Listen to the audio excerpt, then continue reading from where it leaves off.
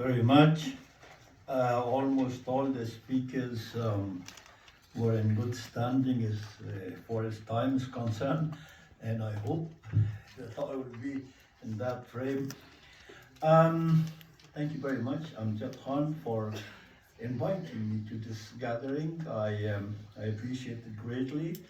Thank you all for having this gathering because it gives an opportunity for people like me and for people of other faiths and other communities that are being oppressed or persecuted around the world to give information about the plight of their people, to share information with all those others who have the same experience. I got from the lady the information or the idea that we should stick together because we have more or less a common destiny. It would be foolish when our oppressors are friendly, when they cooperate with each other, and we, the victims, don't understand each other or don't get together with each other or don't share experiences with each other. At the moment, for example, the Taliban are in cahoots with the Chinese government. And we and Uyghurs, we don't know what's going on. China is one of the oppressors, one of the autocratic regimes in the world, and so are the misogynist Taliban. And they're friendly. The Iranian regime suppresses dissent in the country. All the women, or most of the women, just for a piece of cloth, are being persecuted. Yet they are in cahoots with the Taliban in Afghanistan. They have a lot in common. But we, the Afghans or the Hazaras, don't have much to do with the Iranians. We should cooperate. We should strengthen each other's stand.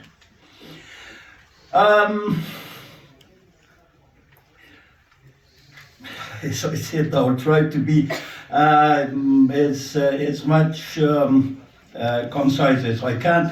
The Hazaras are Turkic Mongolian people living in Afghanistan for a long, long time, and a lot of historians believe that they are the main inhabitants of the country. We have our faith or our religion is Shia. Some of us are Sunnis and some others are Ismailis. So during the 1890s, the Brits, fearing that we will have an alliance with the Russians, so they brought one of their stooges called Abdurrahman and armed him and supported him, and he started the genocidal war against my people, the Hazaras. And their main theme was that these are Shias and you're infidels. You're not Muslims. So that's how they brought hordes of people from across the border and started the war against us. More than 60% of my people were massacred. And our women and girls, unfortunately, were sold to slavery in the Indian subcontinent, in Pakistan, in Afghanistan. Our lands, our fertile lands were taken in central Afghanistan, in a lot of places such as Kandahar, Helmand. Those are the beautiful lands that was ours, but they were taken from us. So we were driven out of our land and forced to flee to the mountains. And yearly, hordes of Pashtun nomads come, and they have these decrees from the 1890s to pasture, to our pastures, and they graze and they live, and on the way they plunder our livelihoods and our fields.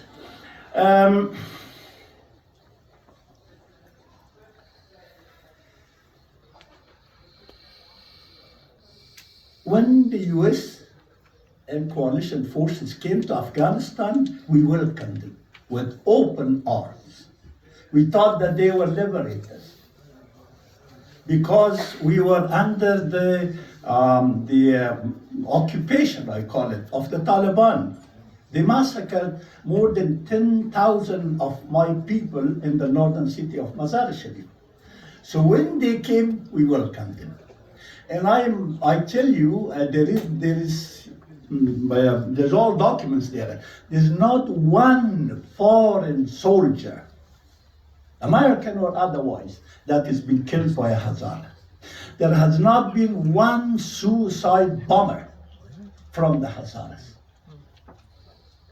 We, for a whole century, we were deprived of all the things that a citizen could have. Socially, economically, politically, we were deprived of it. We had no education. But once we got the opportunity during the 20 years, we built universities of our own, schools of our own, hospitals of our own. And we have, at the moment, per capita, the highest number of educated women among us. And this is disliked by the Taliban because they are misogynist. They don't like women at all, and worst of all, they don't like educated women and a Hazara educated woman. So, when the US decided to get out of Afghanistan, it was their policy, it was their interest, okay, but it was not timely. It shouldn't have been done at this time. All the achievements of 20 years were gone. They are gone now.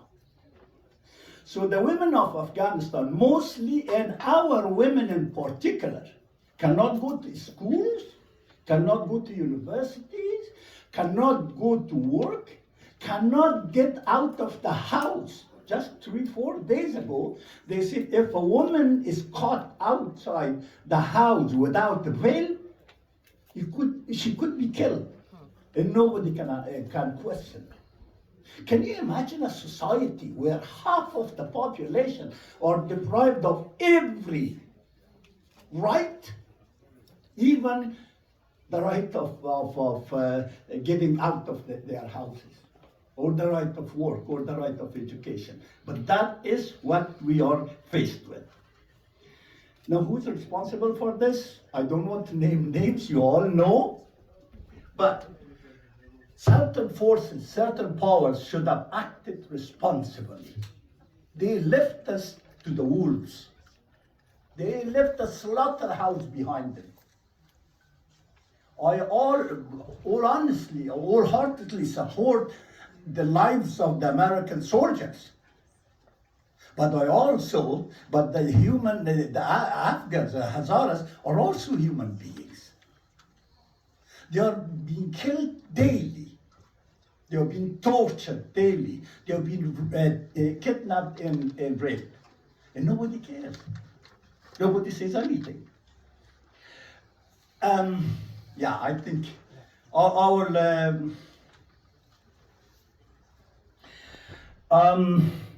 I shouldn't talk about the Taliban, you know all. So at the end, I make 3 points.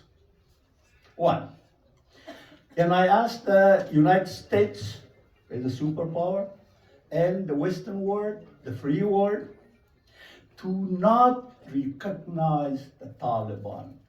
Do not recognize the Taliban. One. Secondly, stop financing the Taliban.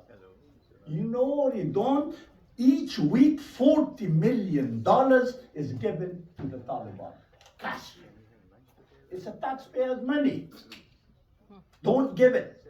These are terrorists. You brought them, you reinstated them in Afghanistan. At least now don't prop them. And the last one is that we are facing genocide. We are facing a serious genocide. Please recognize this. And I just make a quote one sentence. The head of the Afghan Human Rights Commission in 2021 said, and I quote, our assessment shows that the Hazara and Shia peoples of Afghanistan are at the risk of genocide, unquote. Thank you. Thank you, Akram. You know, I've gotten to know the Hazara community over the past year, and also have advocated for them and have heard from them in Afghanistan. And I invite everyone here to really sit down and read about the persecution they're suffering. And it was an excellent opportunity today to hear from you, and hopefully we'll hear more in a more extended briefing.